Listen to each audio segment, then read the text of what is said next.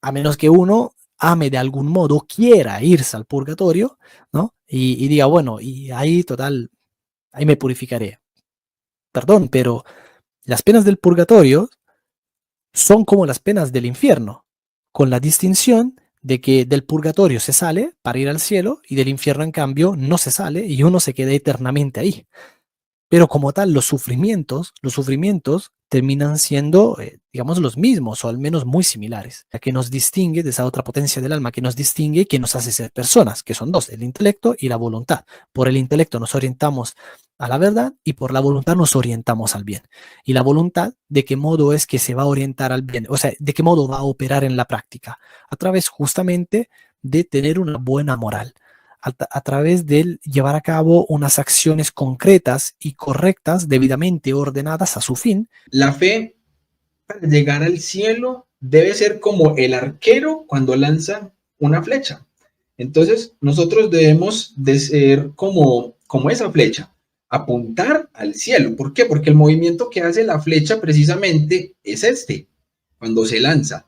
Entonces, si nosotros apuntamos al cielo, con suerte y gracia de Dios, vamos a caer al ¡pum! Purgatorio, ¿sí o no? Pero si lo que vamos a hacer nosotros mediocremente es apuntar al purgatorio, pues amigos católicos, les digo que vamos a caer a otro lado, ¿ya? Vamos a ir mucho más abajo. Entonces, que seamos esas flechas de fe, que en vez de apuntar siempre mediocremente al purgatorio, no seamos tibios, apuntemos siempre con ganas de santidad al cielo.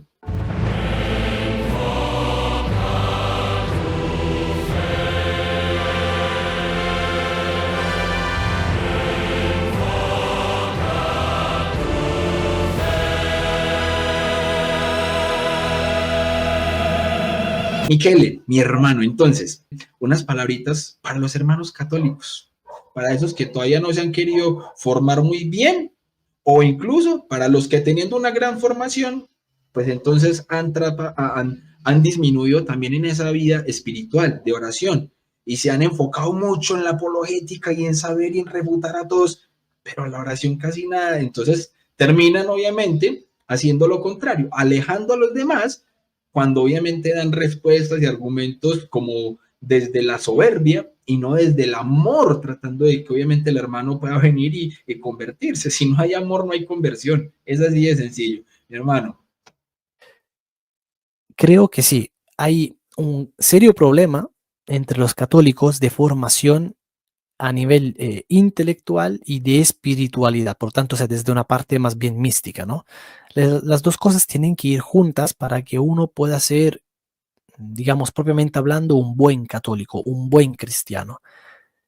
Tenemos que seguir tanto por el lado de la contemplación, ¿no? Por lo tanto, a través de una relación mística con el Señor, a través de una buena espiritualidad por la cual, por lo tanto, nos relacionamos con Él diariamente, a través de justamente de la oración, de la lectura de la Sagrada Escritura, de la profundización en la vida de los santos, a través de los sacramentos, imprescindibles para poder vivir del modo correcto, para poder mantenerse en gracia, el comulgar, el hacerlo, por lo tanto, del modo correcto, ¿no? No como aquellos que simplemente lo toman así como que si fuera cualquier cosa, ni siquiera creyendo que están comulgando, que están recibiendo en sí mismos al mismo Señor Jesús, y que cuando digan, y que cuando dicen aquello que solemos decir en misa, ¿no? De que Señor, no soy digno de que entres en mi casa, pero una palabra tuya bastará para sanarme.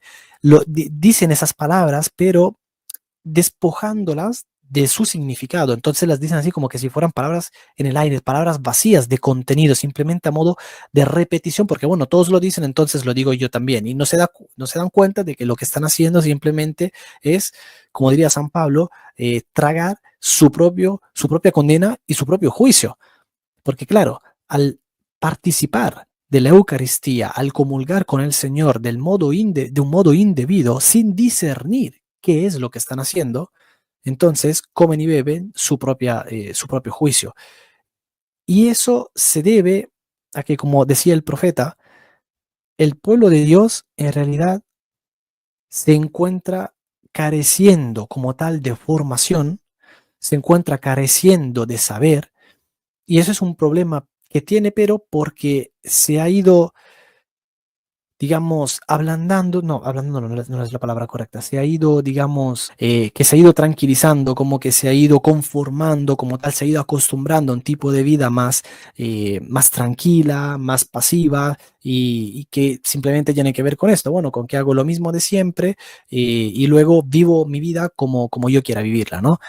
Porque al fin y al cabo, mi vida y la fe son dos ámbitos distintos, separados de la realidad.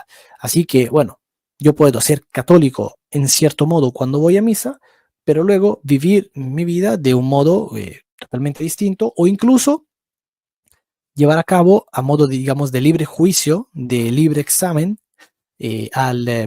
como tal, todo el tema inherentes a los sacramentos, ¿no? Por lo tanto, del modo en el que yo lo entiendo, el modo en el que yo lo interpreto.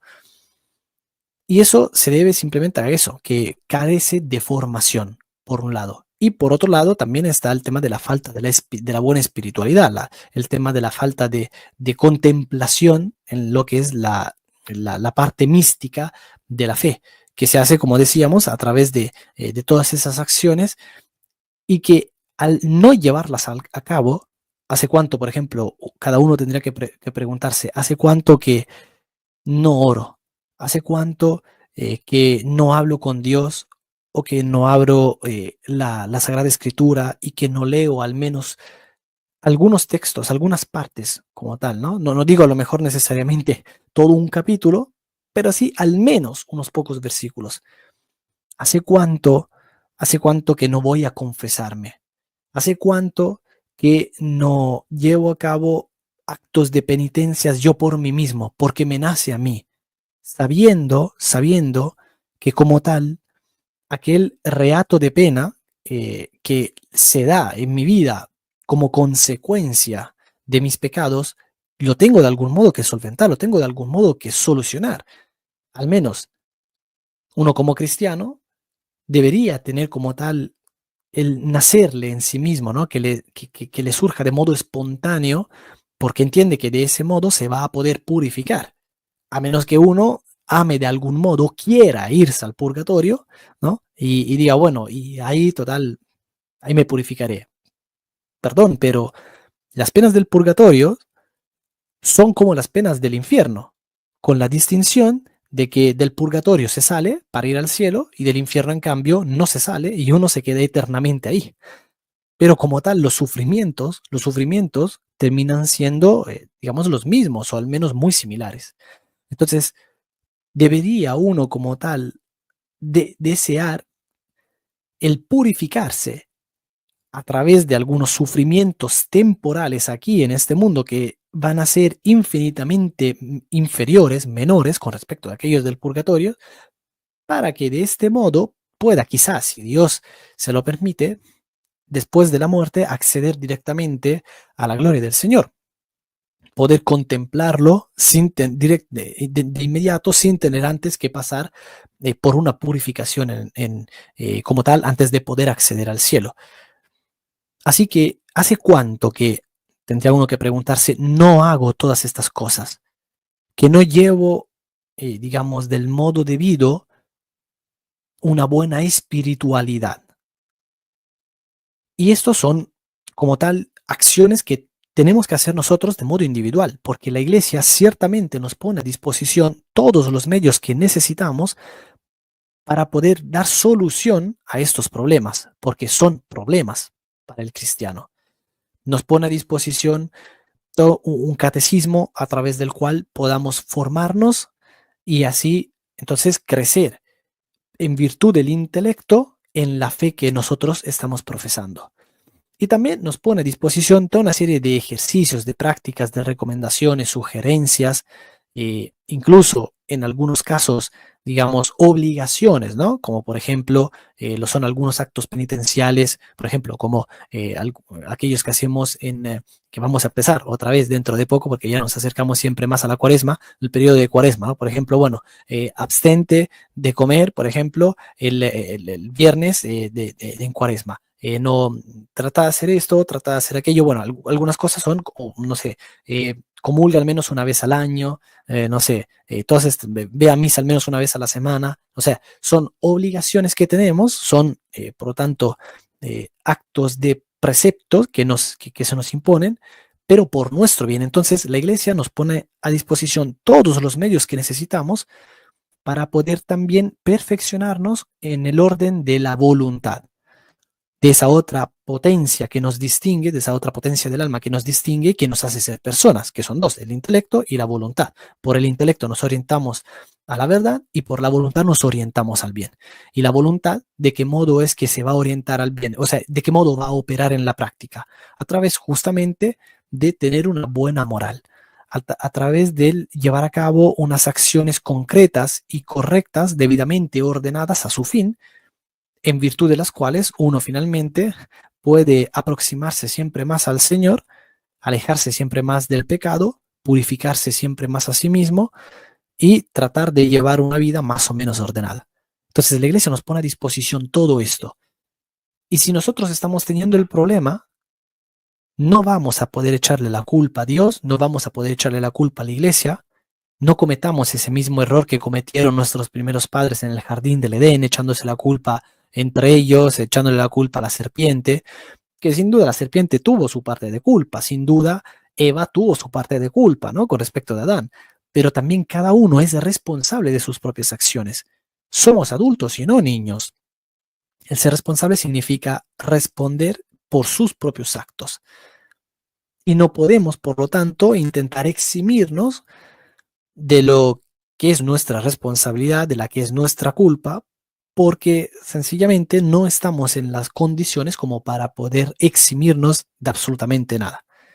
Así que tenemos que responsabilizarnos y empezar a formarnos y también empezar a, digamos, perfeccionarnos también en esa parte mística, en ese aspecto místico de nuestra fe.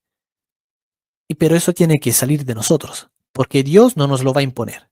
La iglesia tampoco nos lo va a imponer, sencillamente porque la fe no se impone, la fe se propone. Así que seamos responsables y hagamos bien las cosas. En primera instancia, porque eso es bueno, porque eso es verdadero, porque de ese modo nos vamos a orientar a Dios y va a redundar en nuestro beneficio. En segundo lugar, porque eso también va a ser bueno para los demás con respecto de nuestro prójimo. Porque nosotros como cristianos, no solo que tenemos que como tal el deber de acercarnos y orientarnos a Dios por nosotros mismos, sino que también no vivimos solos, sino que vivimos en una sociedad. De suyo que entonces aquello que nosotros vamos a hacer, el modo de vivir la vida, cada uno, ¿no? Lo particular como lo hace en el día a día, haciéndolo en cuanto cristiano, obviamente va a dejar un testimonio ante los demás, número uno, con respecto de Dios, como tal, con respecto de cómo es la iglesia, el cristianismo en general. Así que, en virtud de un bien común, que es justamente el hecho de que luego la gente no tenga que estar maldiciendo a Dios por culpa de nuestras acciones, que no tenga que estar maldiciendo a la iglesia por culpa de nuestras acciones, entonces, en virtud de un bien común, tratemos también de ser buenos cristianos para no solo de nuevo que redunde en nuestro propio beneficio, sino también para que redunde en beneficio de lo que es el bien común. Entonces, no solo el bien particular, sino el bien común, que es la iglesia, que en última instancia se ordena a Dios. Wow, wow, mi hermano. O sea, definitivamente te dejaste agarrar del Espíritu Santo en este momento para este mensaje. Qué belleza, hermano. Qué bendición para los que lo escuchen en este momento y lo vayan a escuchar de verdad más adelante. Yo solamente voy a decir dos cositas con todo lo que estás diciendo ahí, hermano. Y la primera es en cuanto a lo que estabas hablando del purgatorio, que me parece completamente real y objetivo para los hermanos católicos. Y creo que era mi santo de día de nacimiento, precisamente, San Juan Bosco, que es el 31 de enero, ahí les tiro una bomba, que decía precisamente que la fe para llegar al cielo debe ser como el arquero cuando lanza una flecha. Entonces, nosotros debemos de ser como esa flecha. apuntar al cielo. ¿Por qué? Porque el movimiento que hace la flecha precisamente es este, cuando se lanza. Entonces, si nosotros apuntamos al cielo, con suerte y gracia de Dios, vamos a caer al ¡pum! Purgatorio, ¿sí o no? Pero si lo que vamos a hacer nosotros mediocremente es apuntar al purgatorio, pues amigos católicos, les digo que vamos a caer a otro lado, ¿ya? Vamos a ir mucho más abajo. Entonces, que seamos esas flechas de fe, que en vez de apuntar siempre mediocremente al purgatorio, no seamos tibios, apuntemos siempre con ganas de santidad al cielo.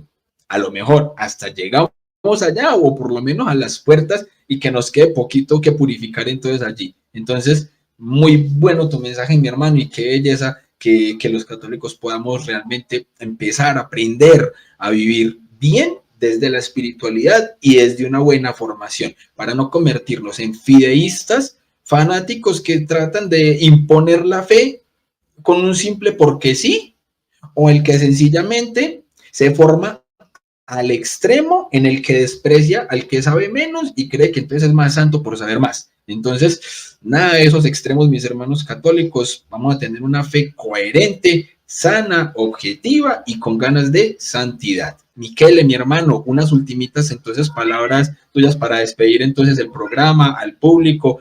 Bueno, en primer lugar, quiero darte las gracias. De verdad que me he encontrado muy bien, me he encontrado muy a gusto. Eres un muy buen anfitrión, de verdad. Que Dios te bendiga grandemente por esta oportunidad también de poder estar aquí en tu canal, en tu programa, que al fin y al cabo es tu casa, ¿no? En lo virtual, pero es tu casa. Entonces, muchísimas gracias, de verdad. Que Dios te lo compense. Y nada, las últimas palabras es simplemente decir, tratemos de hacer bien las cosas, de ser unos cristianos de modo consciente. ¿Cuántas veces nos autopercibimos cristianos, pero no vivimos como cristianos? ¿Cuántas veces decimos, no, yo soy católico, pero no vivimos propiamente como debería vivir un católico?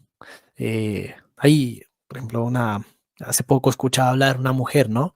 Que hablando con otra le decía, la otra era protestante, ¿no? Y esta le decía, no, yo soy católica, ¿no? Y así como toda, así como queriendo ponerse firme desde el inicio, ¿no? Y querer marcar las pautas, que no estaría mal en primer momento, a no ser de que después, pues, fue saliendo también a la luz que, por ejemplo, vive en realidad con un hombre que no es su esposo.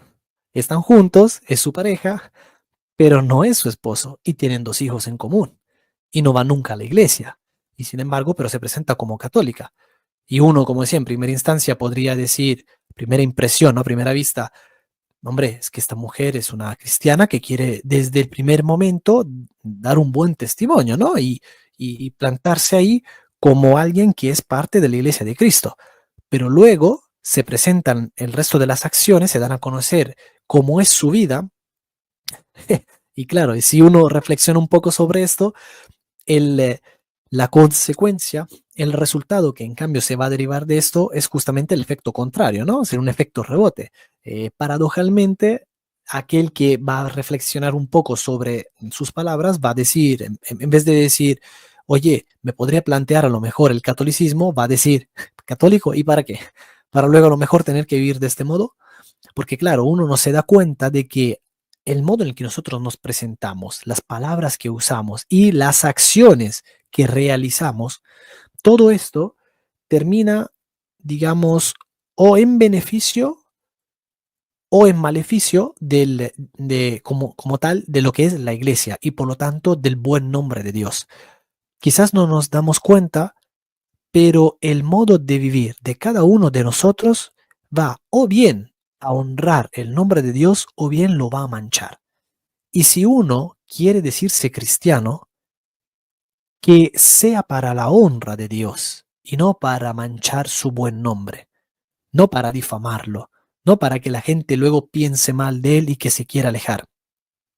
Porque en última instancia, si se supone que somos nosotros aquellos que en cierto modo vamos a ayudar a las demás personas a acercarse a Dios, porque así es como Dios ha querido que se hicieran las cosas, porque no es que Dios se le presenta a través de una teofanía o a través de una cristofanía al individuo y le dice, por ejemplo, como lo hizo con San Pablo, aquí estoy, soy Jesucristo, ¿no? Y bueno, cambia tu vida, ¿no? No, sino que Dios suele usar a otros cristianos. Por lo tanto, no es del todo, digamos, ilógico que se haga esa asociación, ¿no?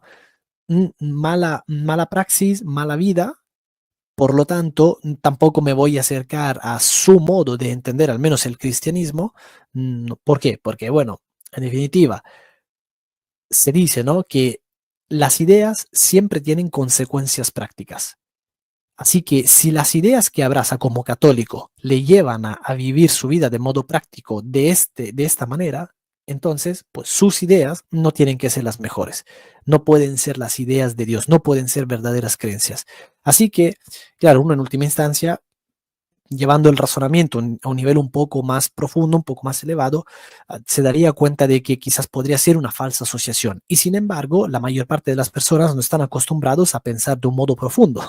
Así que nuestras acciones terminan no solo manchando el nombre de Dios, sino que además terminan siendo no solo poco productivas, sino incluso terminan siendo contraproductivas para lo que es la evangelización, la difusión del evangelio. Así que si vamos a llamarnos a nosotros mismos cristianos, que sea porque estemos viviendo en sintonía y en armonía con el cristianismo, con el modo de ser verdaderamente cristianos. Y ser cristiano no significa otra cosa que ser discípulo de Jesucristo. Así que tratemos de, en la medida de lo posible, de mantenernos alejados del pecado y lo más cerca posible de Dios. Y ni siquiera es necesario como tal, digamos, hacer ambos esfuerzos en realidad, ¿no? Porque en la medida en la que nosotros nos vamos consolidando en las virtudes, en la medida en la que nosotros nos vamos acercando a Dios, de modo necesario y natural nos vamos a alejar del opuesto contrario. Así que tratemos de esforzarnos, de ordenarnos al bien, que es Dios, de ir adquiriendo virtudes continuamente para que así podamos de modo natural y sin ni siquiera tener que procurarlo, podamos de suyo alejarnos de los vicios y alejarnos del pecado.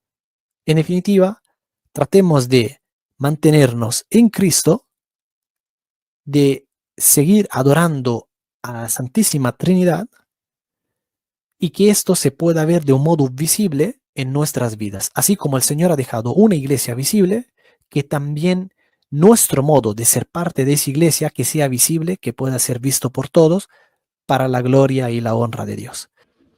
Amén, mi hermano, qué belleza. Uf, mis hermanos, les digo como siempre que me despido en este programa de la mano de mi gran y queridísimo amigo San Agustín, diciéndoles que nadie ama lo que no conoce. Dios los bendiga, la Virgen los acompañe, paz y bien.